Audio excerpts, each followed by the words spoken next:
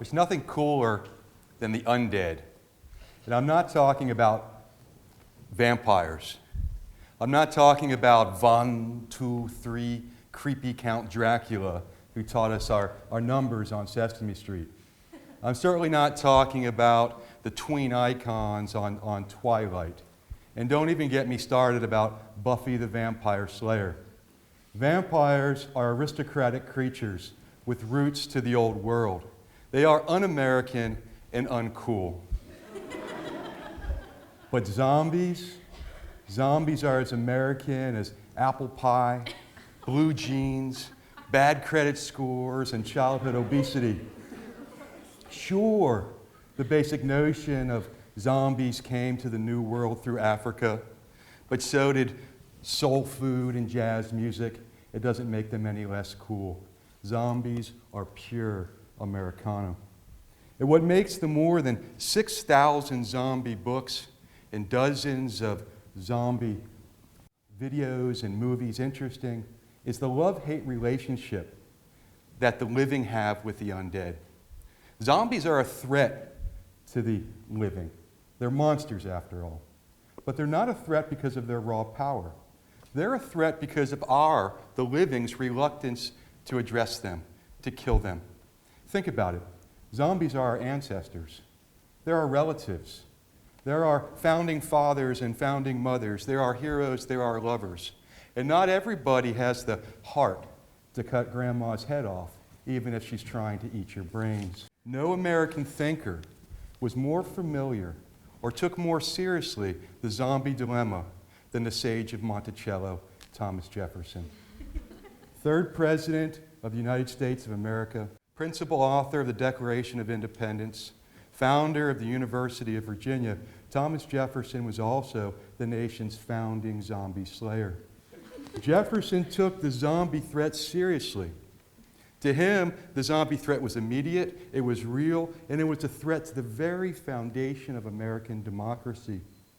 Jefferson describes his concern about zombies in a little appreciated letter that he wrote in 1789 to his good friend James Madison. And he thought the letter was of such great importance that he wouldn't trust it to the mail. In fact, he hand-delivered it from France to Virginia. And in the opening line of that letter, he describes the significance of the ideas that follow. Jefferson writes that the ideas that follow are of such consequence, not only to merit decision, but, quote, to be considered among the fundamental principles of every government.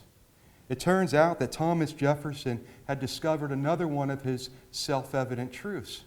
Not only are all people created equal and endowed by their Creator with certain inalienable rights, including life, liberty, and the pursuit of happiness, but the undead, political zombies, are one of the greatest threats to those rights. It's true. He believed that. Jefferson's letter is often referred to as the life is for the living letter. And a standard interpretation goes like this. Jefferson believed that all rules, all norms, all laws, all contracts, even constitutions should expire after a set period of time. He put the date at about 30 years. And he believed that if your rules, laws, contracts, norms did not expire, you wouldn't be governing yourself. You wouldn't be ruling yourself. And for the living generation to truly govern themselves, they'd have to cast off these rules and reinvent their binding obligations from time to time. Otherwise, they would be being governed from the dead. They would be experiencing the tyranny of political zombies. Think about the implications of this radical idea, this idea that Jefferson took very seriously. All binding obligations expire in 30 years. Marriages would expire. Sorry, honey. I suspect that they could be renewed if the circumstances warranted. Employment contracts would expire. No more tenure for life. Financial obligations would expire. No more never-ending college loans. And even property rights would expire. No more landed gentry passing on their wealth from generation to generation. Jefferson's radical idea, and this is a radical idea, is almost always considered in retrospect as a protection that the current generation employs to guard against the undue influence of previous generations. And as such, it's very important. But I would argue that the idea has even greater significance.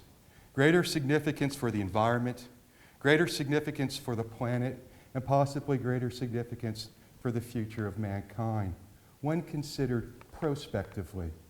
Jefferson's famous quote reads as follows: "The earth belongs in usufruct to the living."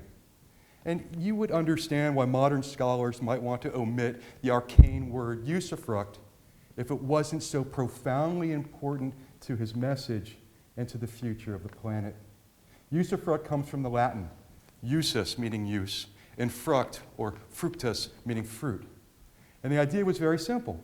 If you were traveling through the Roman countryside and you were hungry and you stumbled upon an orchard, you had a right to take a piece of fruit, so long as you did no harm to the tree or permanent harm to the orchard itself. It made perfect sense. And college students are well acquainted with the idea of usufruct. Feel free to put a poster up in your dorm room, but for goodness sakes, don't use nails. And don't paint the walls.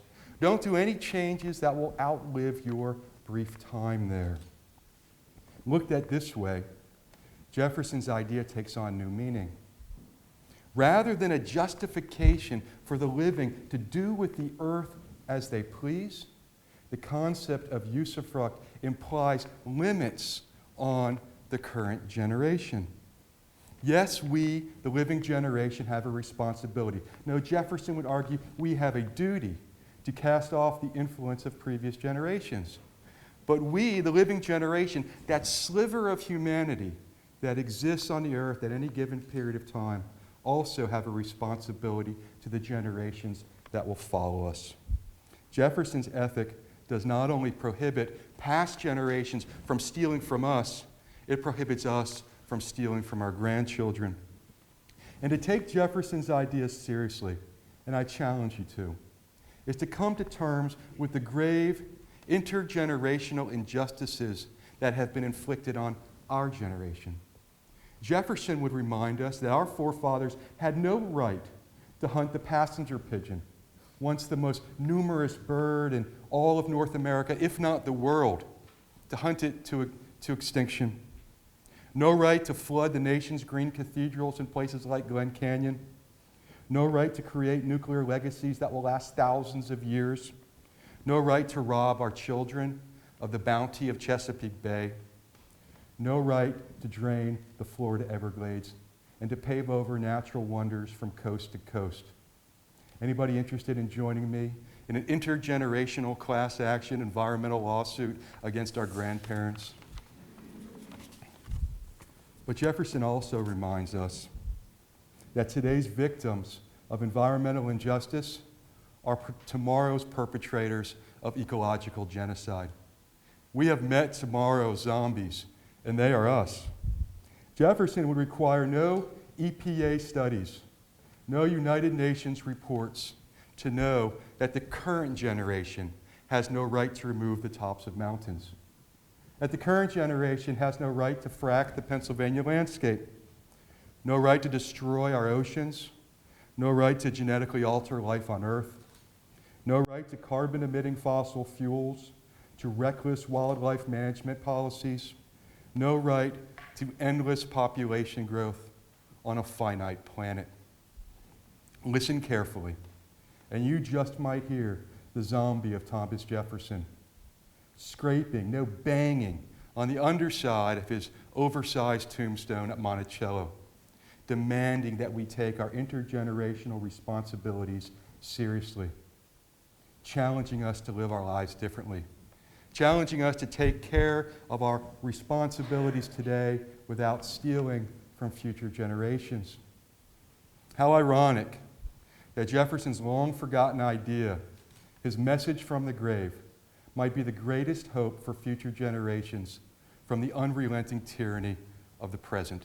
Thank you very much.